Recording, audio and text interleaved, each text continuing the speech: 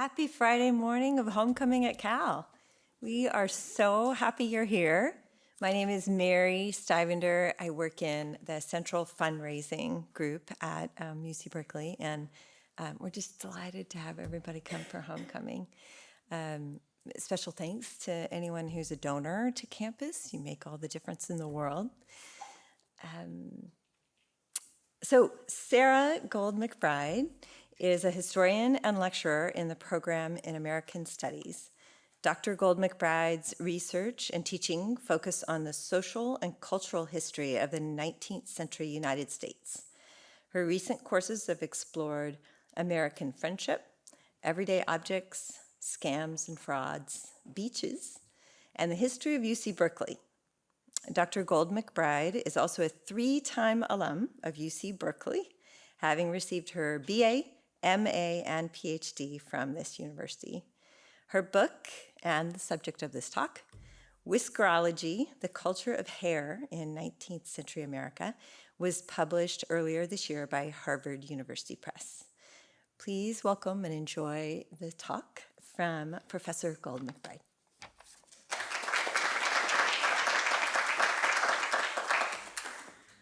Thank you, Mary, and thanks everyone for being here. We've got a fully packed house, I will say, for the purposes of the people watching on Zoom. Well, I'm so grateful to the homecoming team for inviting me to be part of the programming for homecoming this year, and I'm especially excited to be here today because, as Mary mentioned, my lecture is based on my new book. I have a slide of it. Oh, and I brought it as a prop to show you. It's a real book in the world. Whiskerology, The Culture of Hair in 19th Century America, which came out in June. And I'm looking forward today to sharing a little bit of it with you in this lecture. So my plan is to speak for about the next 40 minutes, and then we'll have plenty of time for Q&A after that. So I want to start by taking us back about 151 years to 1874. Here at UC Berkeley in 1874, the campus looked a bit like this.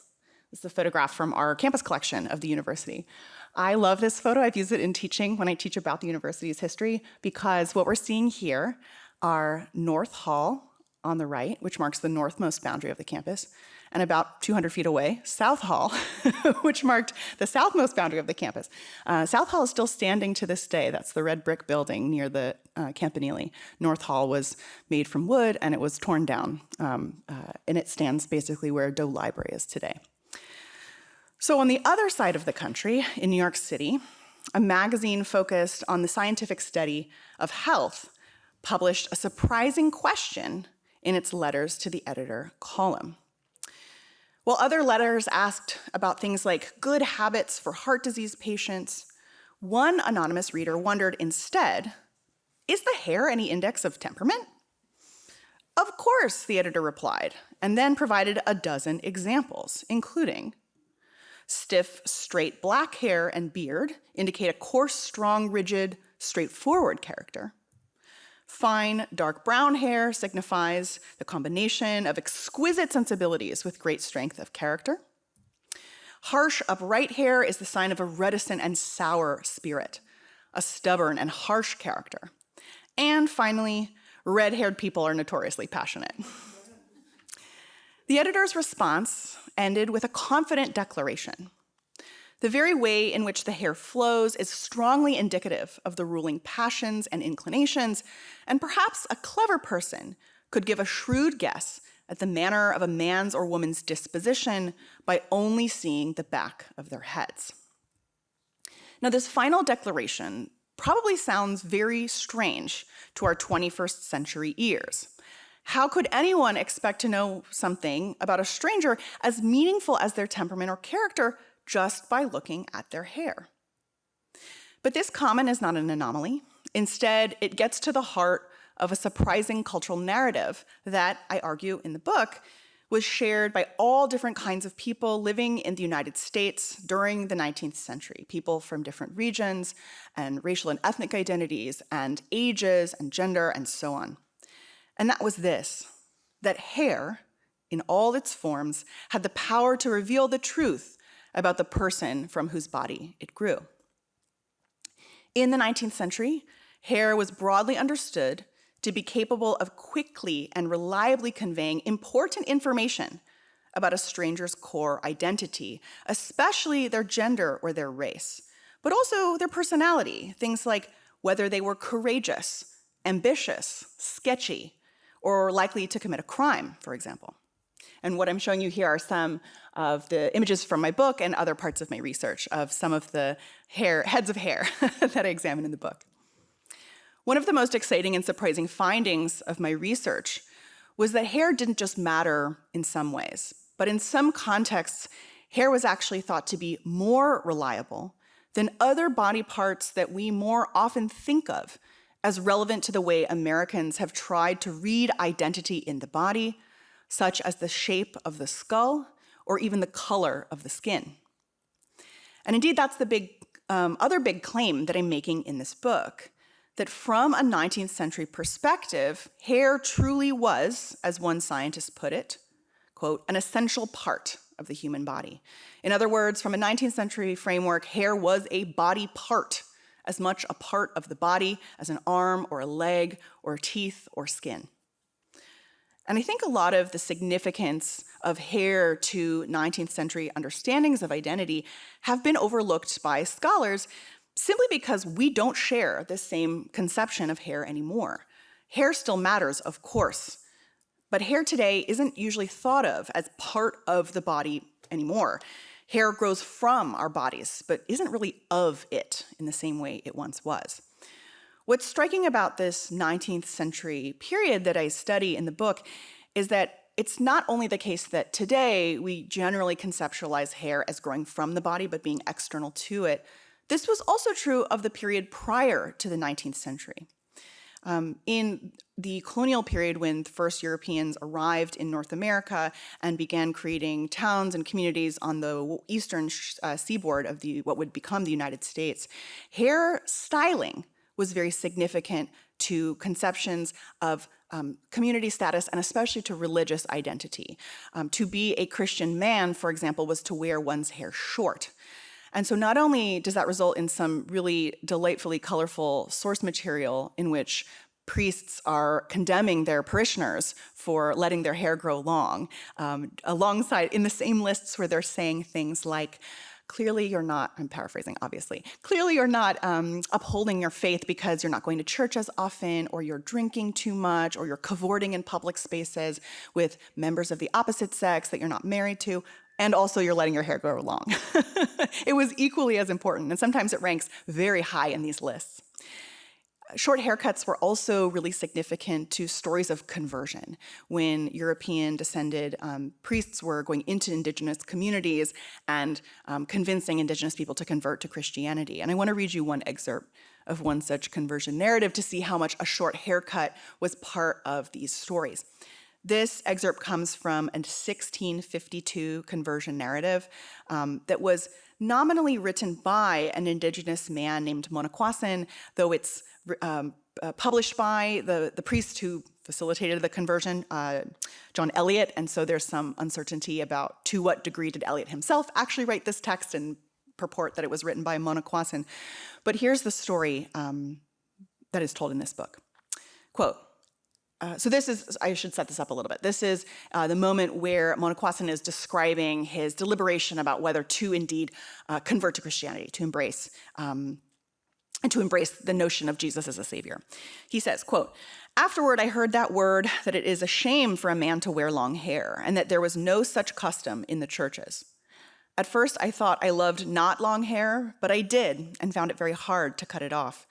And then I prayed to God to pardon that sin also. Afterward, I thought my heart cared not for the word of God, but then I thought I would give myself up unto the Lord to do all his word. Then I thought of my hair had been a stumbling to me, therefore I cut it off and grieved for this sin and prayed for pardon."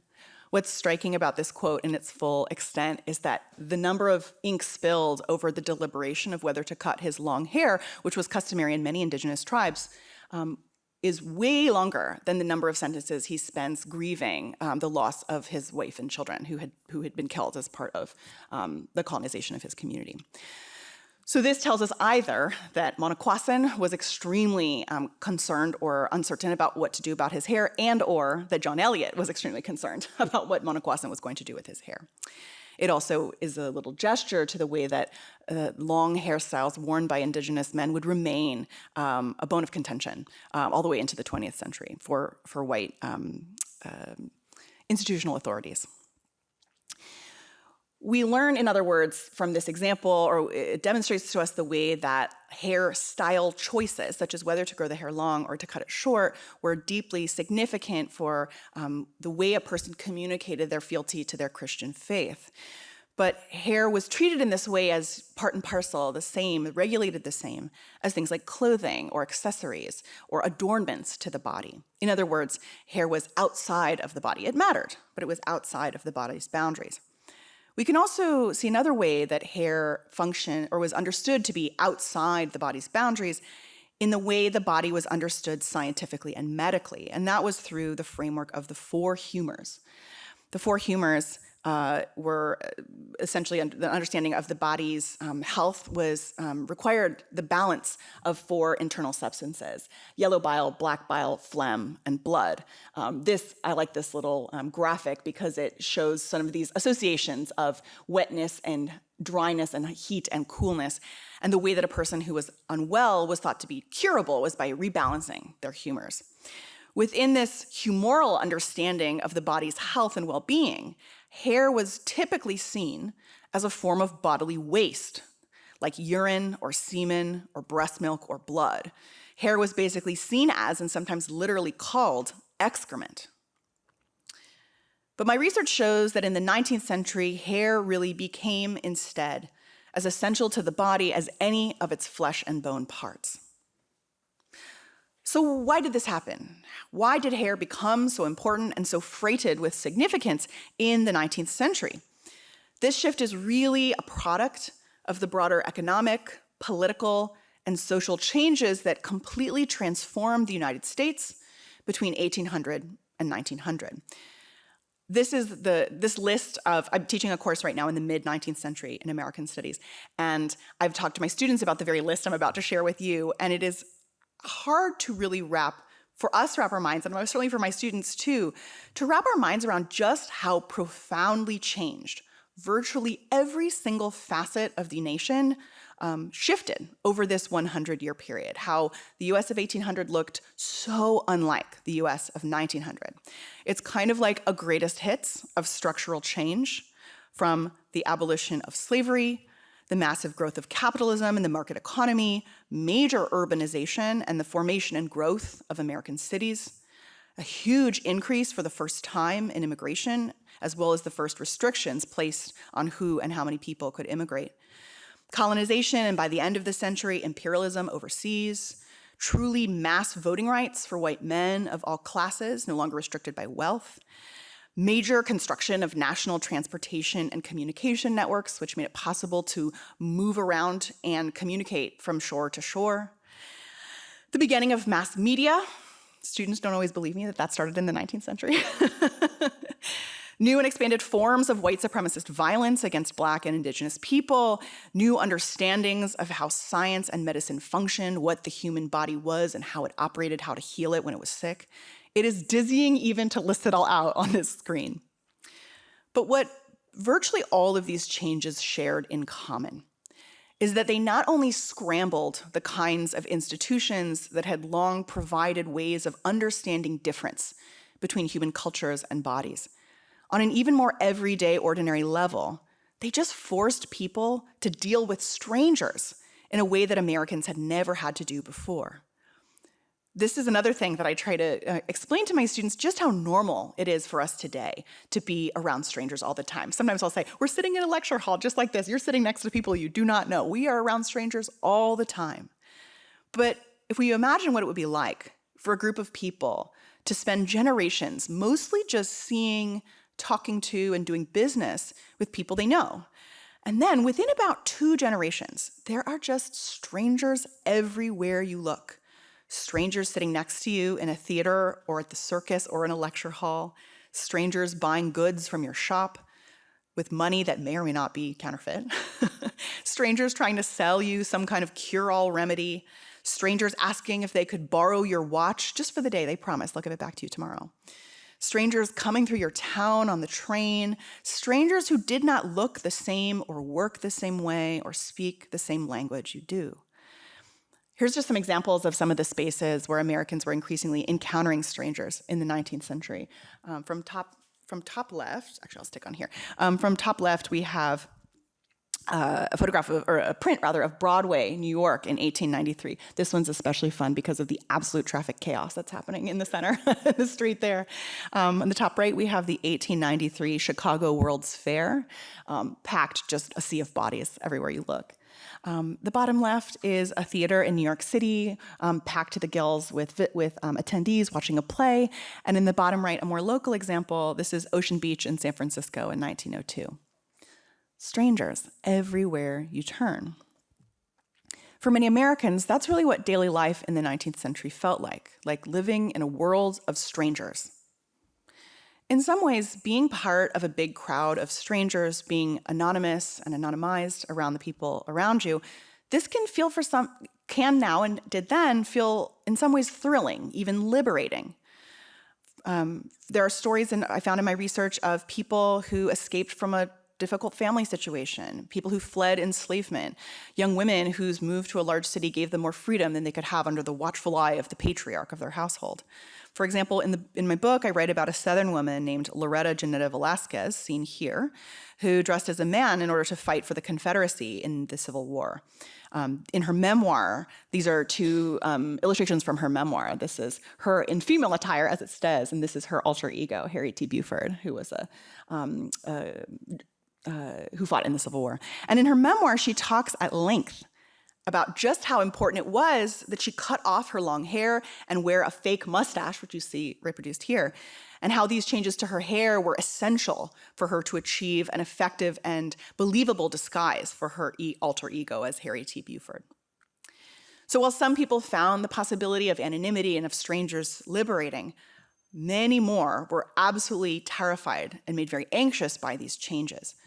How could you know who to trust when you hardly knew anyone around you, and everyone around you could be lying to you or trying to trick or scam you? And this was really especially true, this nervousness, for upper and middle class white men and women, especially those who lived in the North. And this makes sense because these were the very people most likely to live in a city, to work and consume through a market economy, and to attend large cultural and commercial events, and therefore have significant social and financial stakes in being deceived. And that's why many 19th century Americans, especially these well-to-do white Northerners, tried to come up with new ways to evaluate unfamiliar people quickly and reliably. This is the very energy through which we get, for example, early experiments with credit rating systems, your early Equifaxes, for example. One of the earliest is from 1841. Brothers Lewis and Arthur Tappan started the first credit reporting service, which they called the Mercantile Agency. This is an illustration of their agency. The Tappan's agency tracked businessmen's trustworthiness to help people decide whether to go into business with someone unknown to them. Businessmen in New York could subscribe to their credit reporting service, which would require them to go to this office, go to a special reporting room, it was called, and then sit in front of a clerk who worked for the agency who would read aloud the information they had collected on a prospective business associate. So, for example, the businessman would go to the agency and say, I'm considering starting a charter for a new railroad with Joe Smith, and I don't know anything about him. Can you tell me about his prior business dealings? So these reports would indeed include information such as the businessman's past businesses, whether they had ever gone bankrupt, for example. But the reports, importantly, didn't just talk about business. They also included assessments of the person's character, whether they were married or not. Married men were thought to be more reliable. Whether they were Christian or not, same. Whether they were a heavy drinker or whether they abstained from alcohol, and other traits about their personal and familial life, thus sort of conflating moral behavior and trustworthiness in business. So while new institutions like credit bureaus, like the Mercantile Agency, demonstrate to us the way this search for some kind of tool or mechanism or framework for interpreting the reliability, the truthfulness, and trustworthiness of unknown people, there was no methodology or type of evidence more compelling to 19th century Americans than the human body itself. In all different kinds of publications, from advice guidebooks to medical journal articles to popular newspapers, 19th century scientific and cultural authorities tried to measure, to identify and then measure and then classify parts of the body that were impossible to fake. Even the best con man's performance, they argued, could not obscure the truth that was evident in his body. Some of the sciences, though we would now call them pseudosciences, that emerged from this body classification search may be familiar to you already, but especially phrenology. This is the reading the bumps on the head science that even Bugs Bunny engages in at some points in the Looney Tunes cartoons.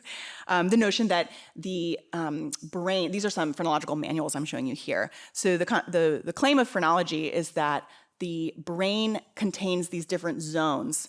You can see it in the top left of the rightmost image, and that each zone corresponds to a different element of character or personality. And so a larger zone in the specific area corresponded to a greater skill in whatever that area was. And that the shape of the brain shaped the shape of the skull, which shaped the shape of the head, and therefore an expert phrenologist could touch a person's head and write them a whole phrenological profile based on that examination.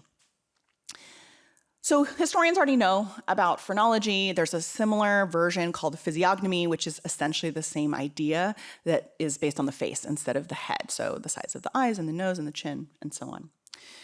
But what historians didn't really know before this book is that hair also was studied and trusted in the same way as the body's flesh and bone parts in scholarship like phrenology.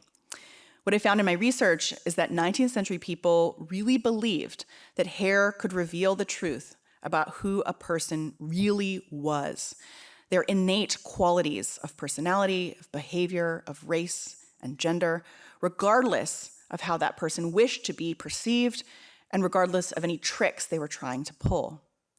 And that's really what makes this 19th century story so different from the way hair functions in American culture today. Although hair and social identity are still very much connected in our contemporary culture, our understanding of hair styling really emphasizes themes of agency and self-discovery. Hair, to us today, is a medium for self-expression that allows us to convey our sense of identity to the public however we so please. For example, here's three. Someone who wants to be perceived as a punk might grow and dye themselves a really rad mohawk like we see here. During the Black Power movement, the wearing of one's hair natural in an afro, for example, could signify an allegiance with that movement. And I pulled a photo from Woodstock as well, so the long hair of the hippie movement. I write about about long hair for men in my book quite at length, and the 60s are such an interesting shift because long hair on men had been so uniformly rejected since basically 1790s. So this represents a major moment of shift. So these are a few examples of some of the ways that hair and social identity are still connected today. Even, I would argue, the loose waves often worn with extensions on the secret lives of Mormon wives signify something about their social identity. But in the 19th century, by contrast, most Americans believed almost the exact opposite was true. It wasn't that people could make choices about how they wished to be perceived by altering their hair. Instead, it was the body itself that revealed its intrinsic, authentic truth through the hair that grew out of the head. Hair, in other words, was a tell. By taking these assumptions and beliefs about hair's relationship to the body seriously, this book reveals how 19th century Americans came to understand their hair as a body part, capable of indexing each person's race and gender, and in turn, their national belonging in this young nation called the United States. So I've structured the book around 4 stories, 4 debates within hair discourse, where hair's relationship to gender, race, and nation were especially fraught. Chapter 1 is about long hair. Chapter 2 examines facial hair. Chapter 3 surveys the scientific study of hair. And Chapter 4 explores hair's ability to facilitate a fraudulent disguise. These 4 chapters, these accounts, make no claims of comprehensiveness. The fact that hair is ubiquitous in human life and on human bodies would make it impossible to tell the entire story of hair in America. But instead, by demonstrating the significance of hair and its function as a social signifier in many different contexts and for many different people and communities, what I've tried to show with this book is that the cultural narrative of hair's legibility, the fact that hair could be read by a stranger, was pervasive and widespread, that it spanned social groups and different discursive contexts. Now, with my remaining time today, before we shift to Q&A, I want to focus on just one of these chapters, and that's the chapter on facial hair. Why this chapter? In part, it's because facial hair, a lot of what I'm about to tell you about facial hair relates to ideas about political citizenship.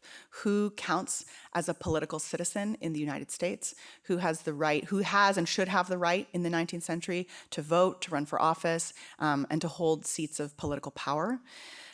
And today, we're in a moment where facial hair is back in our political conversation, especially since we currently have our first bearded vice president since the early 1930s, second only to Charles Curtis, who was vice president to Herbert Hoover in the 1930s. And it's not just J.D. Vance.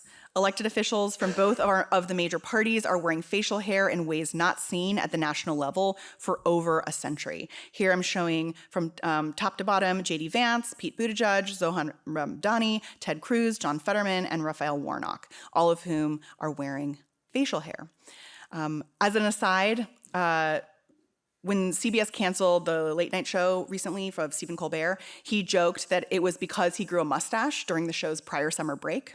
He said, quote, "I delivered a blistering monologue during which I had the courage to have a mustache.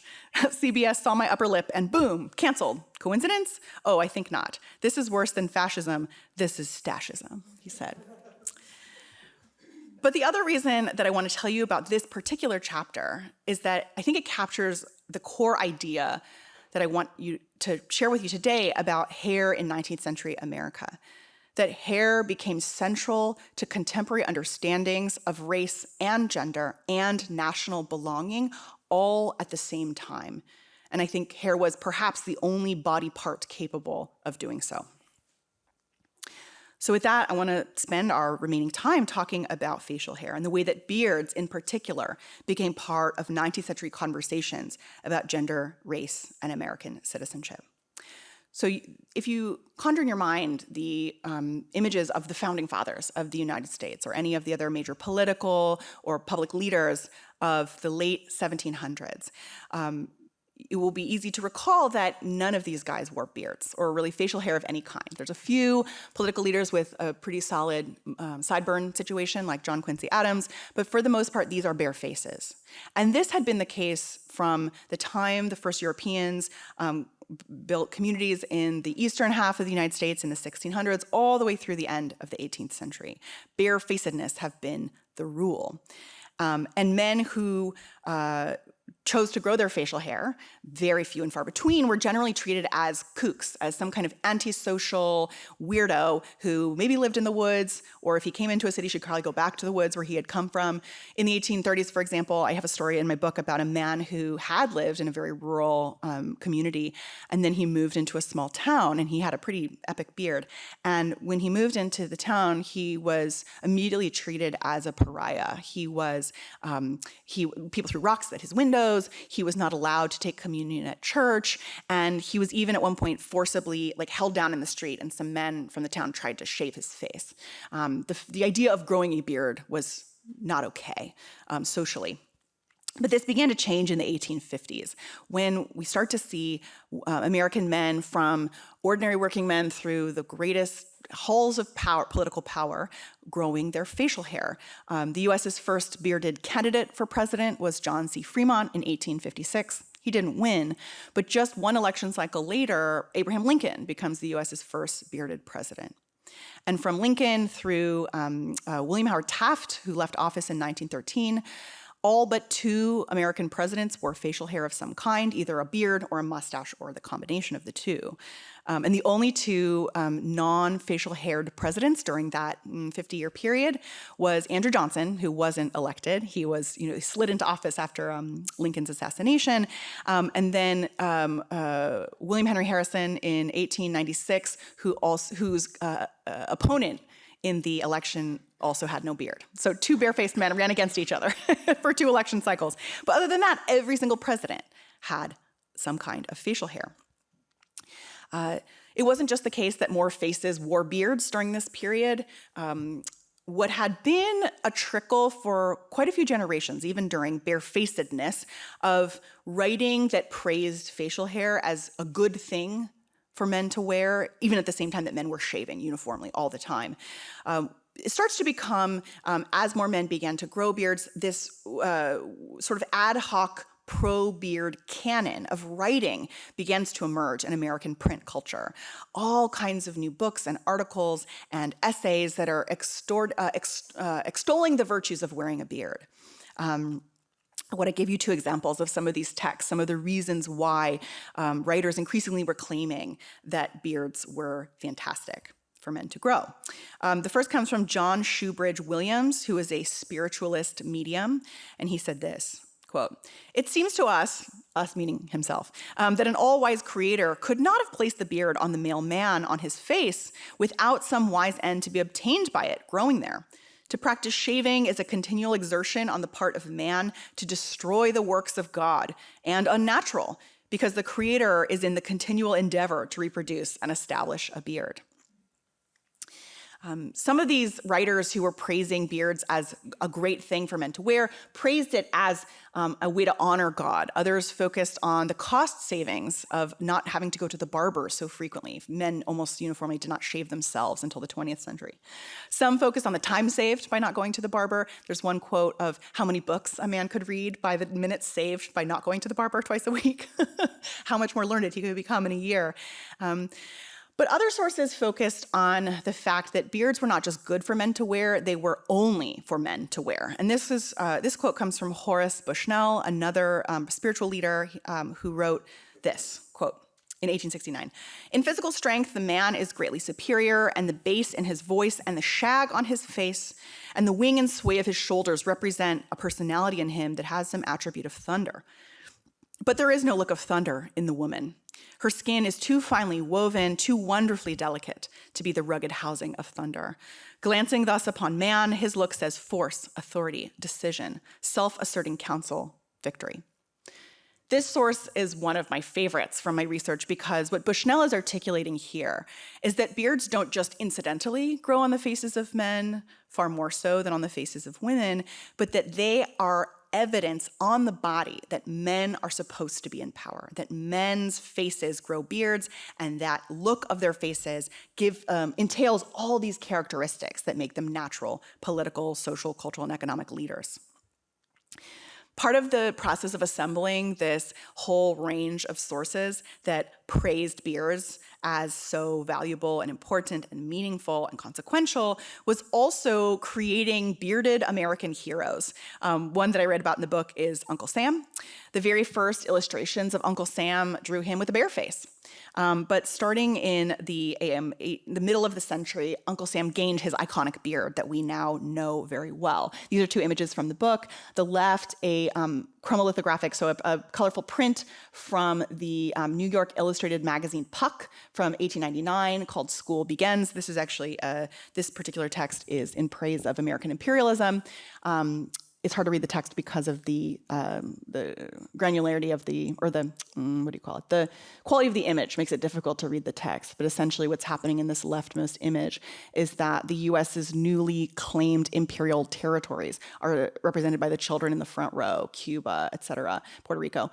Behind them seated neatly reading books are Western states that had recently become part of the United States. And on the outskirts of the classroom, we see a black boy washing the windows, an indigenous boy reading a book upside down, and a Chinese boy outside the door. So this is a popular image at the time, and it's also a common, sort of infamous among historians of this period. And it's an example, too, of the way that Uncle Sam's beard becomes part of his sort of American patriarchal image. This is another example that comes of the way that the excuse me, I said William Henry Harrison earlier. I actually meant William McKinley. He was the non-bearded American president. I apologize for misspeaking. McKinley, when president, this is a critique of basically McKinley not being man enough during the Spanish-American War. And the Uncle Sam here, with his long beard, is saying all you need is backbone. So the fictional Uncle Sam with his bearded face becomes even a mode of critiquing real-life political leaders. We can see implied, especially on the leftmost image, of the racial themes that are so present in this particular critique. And indeed, the pro-beard canon wasn't just about trying to argue that men are the ones that grow beards. It also included writers who emphatically, repeatedly argued in very stark terms that the beard was evidence of white supremacy as well, that only white men could grow beards, and that any hair that appeared on the face of a man of color was not enough to be called a beard. So the beard specifically, not just facial hair in general, had carried a lot of symbolic weight, in other words. One of the most emphatic writers about the white supremacy of the beard was a man named John Van Every, who wrote from New York and owned a printing press, so he could circulate his own pamphlets about what he saw as the natural, unchangeable, and inevitable hierarchy of racial groups that placed white people at the top, black people at the bottom, and everyone else somewhere in the middle. So he writes this about the white supremacy of the beard, quote, "Skin color is only one, and in fact not the greatest distinction between the races or species of men. The Caucasian is really the only bearded race, and this is the most striking mark of its supremacy over all others." He writes this in the book, The Six Species of Men from 1866. Van Every also argued that he's writing this in a very specific context. 1866 is 1 year after the end of the Civil War and the abolition of slavery, as the United States is trying to figure out both how to reconnect a country torn asunder by war, but also how would newly freed, formerly enslaved Americans, especially black men, because of course voting was restricted to men in the 19th century, how would they be incorporated as political citizens in the newly reconstructed United States? And John Van Every says he uses what he claims to be the absence of beards from black men's faces as evidence that it is impossible for black men and black people more generally to ever truly achieve equality with white people. And he writes, this is how he puts it in terms of hair, quote, "A Negro with the flowing, dignified, and majestic beard of the Caucasian would indeed be a curiosity, and about as amusing a specimen of humanity as it is possible to conceive of. If Sumner and Co. expect to make anything of Sambo, they must strike for equal beard for him, as well as equal education or equal voting. When they have endowed the Negro with the full and flowing beard of the Caucasian, there will be some prospect of the success of their efforts in reconstructing the race." Now, of course, the implication here is that this is an impossible ask, that it would be impossible to change the facial hair that grows out of the skin of men of African descent. So he too is suggesting the impossibility, the utter silliness of even pursuing such a thing. Although white men like John Van Every claimed the white supremacy of the beard was natural and obvious evidence of white men's inevitable hierarchical power over black Americans, and claimed that black men were simply incapable of growing a beard on their face, black men's faces said otherwise. And so too did the visual culture of black political participation in the very same period when John Van Every is writing.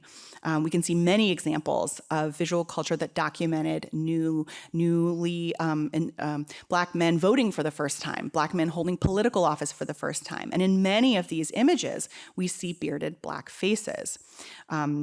For example, these are images from the book as well. This is a cover of the popular illustrated magazine Harper's Weekly, printed in New York. This is 1867. This image is called The First Vote. In this image, we see an illustration of black men casting their first vote after being the 15th Amendment affirmed the right to vote regardless of race or prior condition of servitude. And we see here, I've enlarged some of the image for you on the top right. We see the first three men in line who are dressed differently to represent different occupations and different social classes. Also, all wear facial hair. The front, an older man wears a beard that encircles his chin. This is basically the same style Abraham Lincoln wore. In the middle, we see a man with a trimmed mustache, and behind him, we see a man with a mustache as well. And what I think is especially striking is about the way the first voter of the title of the image, who, as he's putting his vote in, the way people voted in the 19th century was you put a little piece of paper in a glass container, as you see there. So as he's casting his vote into that glass container, we can see the parallel in his face and in the white man who is the election official right alongside to his left. Their faces are basically even in the drawing, and they are both wearing white beards. So there's an implication, I think, in this illustration of this possibility for a political equality between them as well. We also can see examples of the beards on the faces of Black elected officials, such as in this lithograph, the first colored senator and representatives in the 41st and 42nd Congress of the United States. In this image, we see 7 of the first Black men elected to federal office, and all of them are wearing some kind of beard or facial hair of some kind. What's also, I think, very cool about this image is we see a lovely variation of different facial hair styles, from just across the chin to the full beard and mustache to really fabulous chops. Let's see, this guy, I can show you. This guy right here is what a stunner, those chops right there. And this one also is like one of my favorite, the way it goes with the bare chin. So we can see a variety of styles, and these mirror the very same kinds of variety of popular styles for white men at the very same time. One more example, further connecting Black politicians, white political heroes of Black Americans, and beard wearing, is this colored lithographic print from 1883, Heroes of the Colored Race. So we see again the reproduction of some of the same Black elected officials, most of whom are wearing facial hair. We also see a few white men in this print, such as John Brown at the center bottom, Abraham Lincoln as well. So we see some examples of, and as well as scenes around the corner of this print are scenes of recent Black life, from picking cotton to the service in the Civil War, to learning of freedom in the bottom corner, to gaining an education in the bottom right. All the images in my book are black and white, and this is the one I really wish we could get in color because it's just so striking when you see it in full color. So I'm glad to be able to show it to you here in full color. A case study of the way that a bearded Black man's face was so powerful in political culture in mid-century is Frederick Douglass, who's seen here at the center of the print. Frederick Douglass, these are 2 representative portraits of Douglass. Frederick Douglass was the most photographed American of the entire 19th century.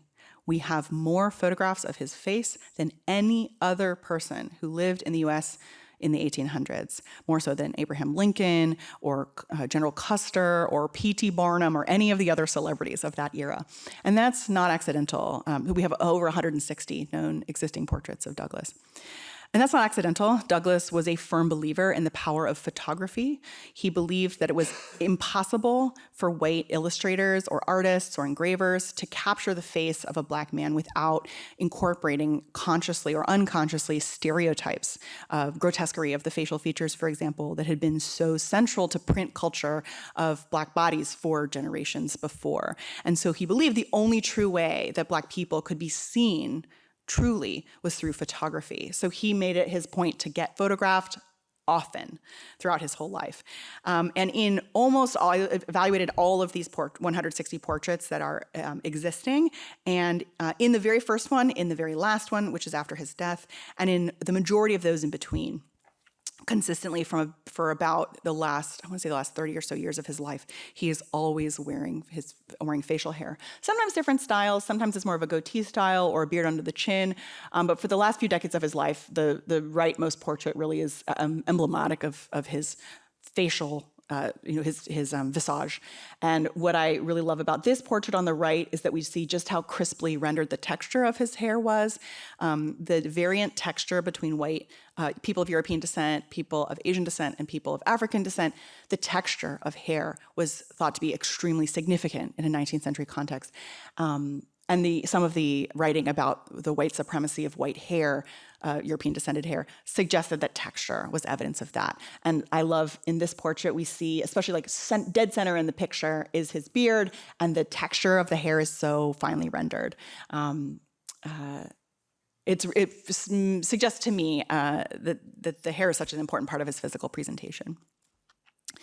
Finally, I write a little bit in the book about, or rather part of this chapter, I've just talked so far about facial hair on men, but I also write about facial hair on women. And that's because for the same 50 to 60 year period that beards were extremely common for American men in a way that they weren't before and they weren't for many decades after, bearded ladies became one of the most common and expected characters to be found in any kind of circus or freak show setting.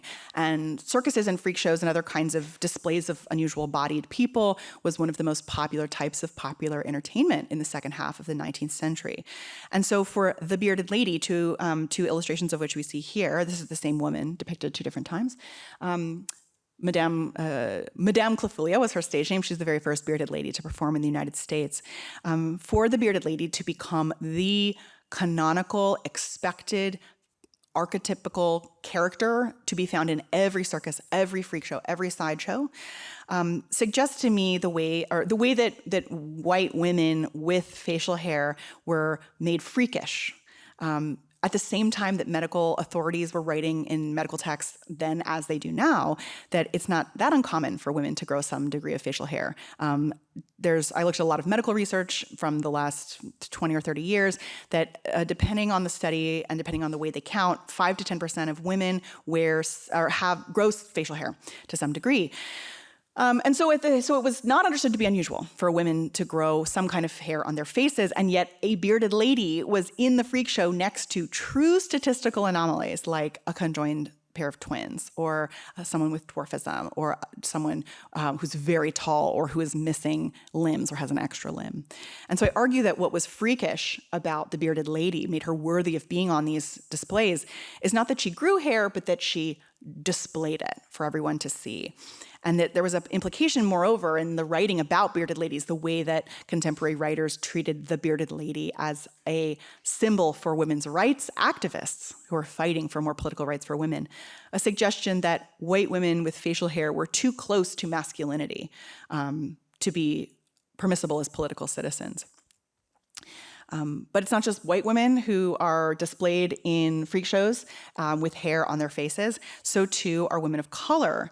Were women of color to be found in many freak shows. Here I'm showing you 2 examples. On the left, a woman named Julia Pastrana, who is indigenous, a woman from Mexico. And on the right, a girl known as Krau, who was from Thailand, then Siam.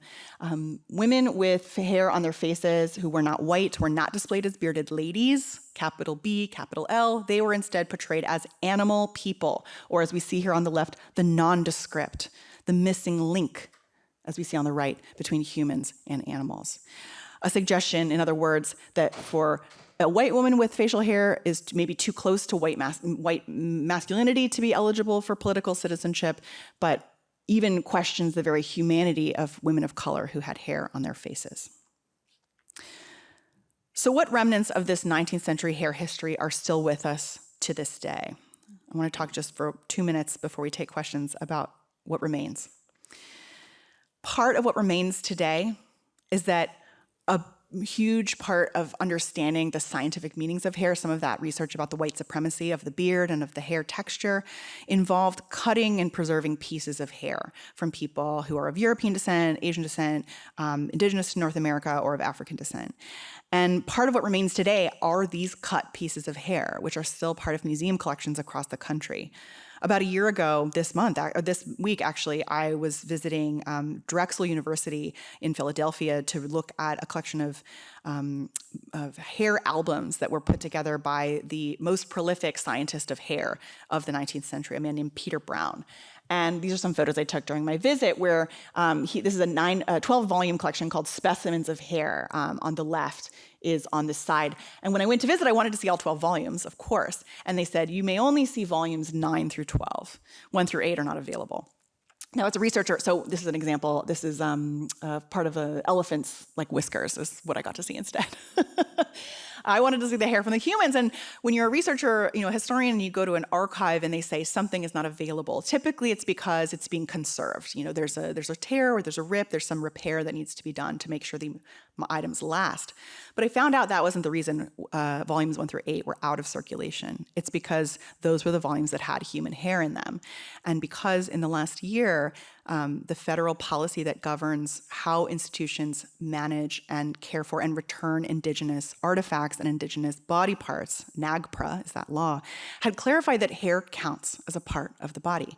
And so any indigenous hair kept in any institutional collection must be treated in the same way as other indigenous artifacts. And so Drexel had pulled all the human hair volumes out of circulation because a small percentage of the hair was indigenous. So it leaves us with this question of what do we do with all this hair that remains? But there's also remnants in our own hair culture today, the way that hair continues to be regulated and policed, both formally and informally, in some of the ways that are reminiscent of policing that I see in the 19th century. And this is especially true for hairstyles that are worn by or associated with people of color. For example, recently, just in the last couple of months, there was a news story here in the Bay Area about a man who formerly worked for In-N-Out who's suing the company because he was forbidden from wearing his hair in his natural hairstyle. I think he wore cornrows, if I remember correctly. He was a black man at a largely white company. And he's suing that, claiming that he was discriminated against because of his hair. The reason that he claims this was illegal discrimination is because here in California, as well as in 24 states total, a law called the Crown Act, which stands for Create a Respectful and Open Workplace for Natural Hair, makes it illegal at the state level here in California to basically adds hair texture and style to the list of protected categories that one cannot be fired over in a workplace. This became law first in California in 2019. It's now law in 24 states total, and a federal version of the Crown Act has been stuck in committee in Congress for many years now. But we can still see to this day some of the remnants of the way that hair matters for the way that people's bodies are interpreted and even policed in public spaces. I hope that you enjoyed this brief sojourn through a little bit of American hair history, and I'm happy now to answer your questions with our time remaining. So thank you so much for being here today and for hearing me talk about this research. Thank you.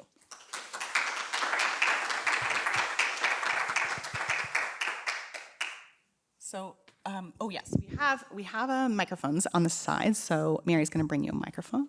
Yeah. Thank you so much. It's a fascinating discussion. Thank you. I was curious about how the inability to grow hair on one's scalp was viewed historically. The inability, is that what you said? Yes? Yeah, okay, so this is a good question. So one of the chapters of the book, the last one, is about hair fraud. So I look a lot about fake hair. So wigs and hair pieces and other kinds of augmentations to their changes to the hair.